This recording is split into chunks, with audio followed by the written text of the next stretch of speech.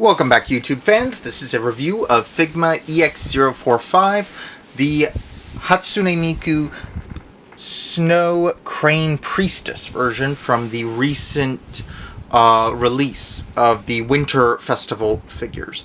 Now, in case you do not know, Good Smile, the company that produces Figma, does these festival figures, which I assume are only available at certain events during the winter months, but apparently leftover product still exists, so they sell them online.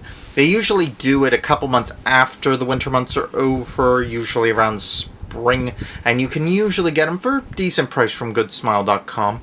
They're actually doing ones right now, but these are more just the general ones they do at this time of year. There's a whole bunch of them, though personally I like the Persona and Fake Grand Order ones myself. But let's not get into that right now. First, let's review this figure. First, let's take a look at the box. As you can see here, it's the standard packaging for one of these. As you can see on the back here, though, it's got some slightly more features than the normal Figmas do. This is because a lot of these festival ones are usually a little more expensive, so they give them a lot more bits and pieces to work with. As you can see, it's got a kneeling pose as well as a hood that fits over the head, which is an entirely extra piece. Plus, it's got this little mascot character. I don't know the name of it offhand. It came with one of the other Miku figures I have, the Snow Fairy one. 3 guesses why I bought that. I happen to like snow. But as you can see, sides, top and bottom, pretty standard packing for Figma. So let's get right into it. Now, aside from the little mascot, she comes with a bunch of extra parts. There's a fan, which actually does just slide into her hand instead of being part of the hand like some Figmas have, which I really appreciate. Another thing that I appreciate is that it also comes with this. I am not familiar with what this is, but it has all these little spinning sections. And so this one is quite the detailed extra piece. It pops off so it's easier to put in the hand, of course, which is always a nice thing with these newer Figmas. This, which I do not know what importance that has, but I assume it is a tool in Shintoism. But I do not know for sure. I am not a follower, nor do I know that much about it. This leaf with similar little paper things put on the side of it. And the other nice thing is, and this I noticed with the Shaoran figure I got recently too, these parts here that move, which is also quite nice. Especially then you can, fold the arms together and change the position without these getting in the way. Especially when, as I'll do in just a moment, this figure can be set up to kneel, which is a really interesting extra that not many figures can do effectively. Due to the way the position of the knee joints are, kneeling is not an easy thing, and getting into, I believe it is called Seiza, the position that she's in, to kneel like this, it's pretty tricky without a plastic set of legs like this for a figure. But we'll get to that in just a moment. One thing I will note is she's got these really thick shoes here, but in this one, no shoes. I do not know why. But anyway, you can just pull the bottom half of her off like this. It's pretty easy, it just slides right out. Other figures have a ball joint there. Hers just slides right out. Now, you'll probably also want to take note, her head. You can take off her normal head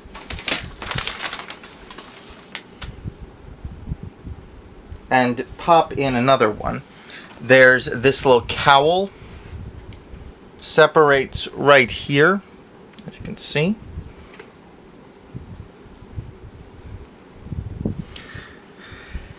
I'm going to use one of the 2 extra faces. There's this one with her eyes closed, which I assume would be the best one to use in this situation, and one with her with a different smiling face. So there's that too.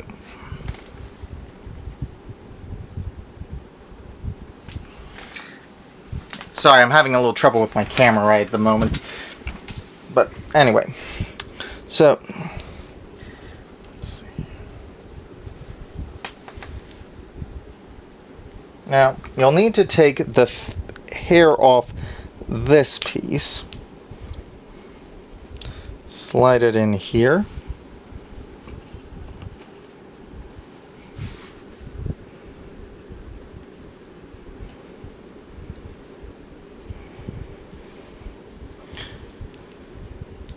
Then you clip this together.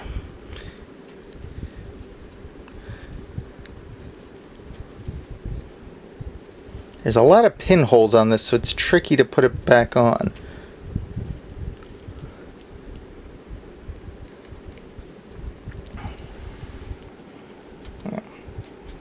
I always worry I'm going to break something doing these multi-pinhole ones. Ah, there we go. Now, her hair also pops off and onto this thing.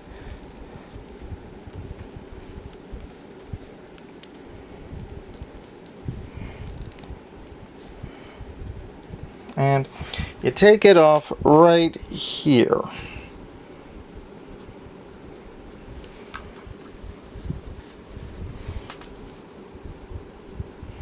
Slide it in there, and you see.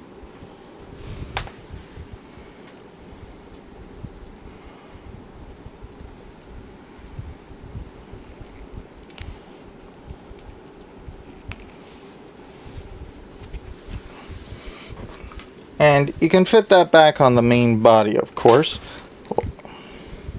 Oh, almost forgot. This is actually the hood down, so we have to remove this part to make it work.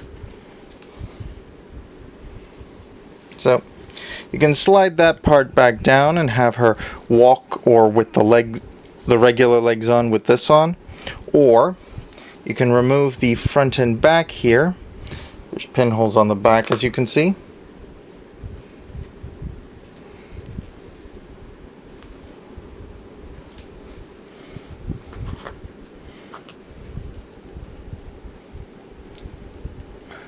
Now, I should mention, the sitting position one is a little harder plastic, probably because it doesn't have to bend, because you're going to only use it for the kneeling position like this.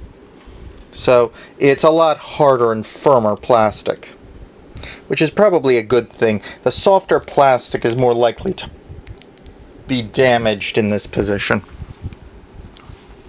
Anyway, then we just... Her little neck hole got bent forward a little. Just got to push it back a touch. There we go.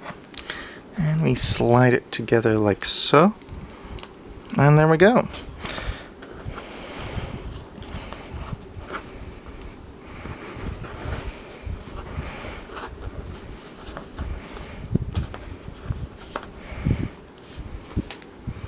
And there you have the priestess in a kneeling position, which is a nice extra touch to this figure. I like it a lot. Personally, I think it would have been more efficient if they just gave her a second chest section that you could just keep with the legs. But, you know, they put so many extra other little bits in this one with so many extra features. I don't really see that as a big sacrifice. Though, how's she supposed to sit unless you do this with her hair, where you turn these back? I do not know, because these big coifs of hair she's got make it very difficult for her to sit any other way. I think this is the only real way she can do it. And she can sit with her hands in her lap like this, just like on the back of the box. Though she'd probably use the other flat hand. I'm just not going to pull that out now. She does have 8 other hands, so she's got 10 total, which is a pretty good amount for a figure like this. One of the things I've been disappointed about lately is all the lack of hands in a lot of Figmas. They've only been giving a lot fewer hands. I'm all for more parts in these things, especially with the price they now charge. But overall, this is a really good figure, and I like it a lot. I'm not a follower of Shinto or know anything about it, so I don't know how accurate any of these items are that come with it, but it's a nice little figure. Definitely something for any collector of Hatsune Miku, or if you just like snow-themed characters like I do. And Yeah, I think this is a definite investment if you want to buy one, though getting one right now is very tricky. You'll be paying a bit of a markup. If you can find it for a good price, I'd go for it if you don't have one already. But otherwise, definitely a must-have for any collector. I was always impressed by Hatsune Miku because when I found out what it actually was, a piece of software designed for making music videos, I was actually very surprised. I didn't know it was sound mixing software. I was even more surprised when a friend showed me a video of a virtual concert where they projected the image of this character in her normal garb into a three-dimensional hologram inside of a glass case, basically. It's a really impressive bit of technology, and I am impressed by what they do with it. Overall, this series has also gotten a lot of expansion. There are manga and various other things now associated with it. And if you're a fan of this kind of stuff, definitely check this one out. And all the other stuff. I think I'm going to stick with just this one. But on that note, I've got some more that I'm going to be doing soon, so please like, subscribe, and comment below, share this video, and contact me on Twitter if you've got any requests or suggestions, and I'll see you all next time. Ciao!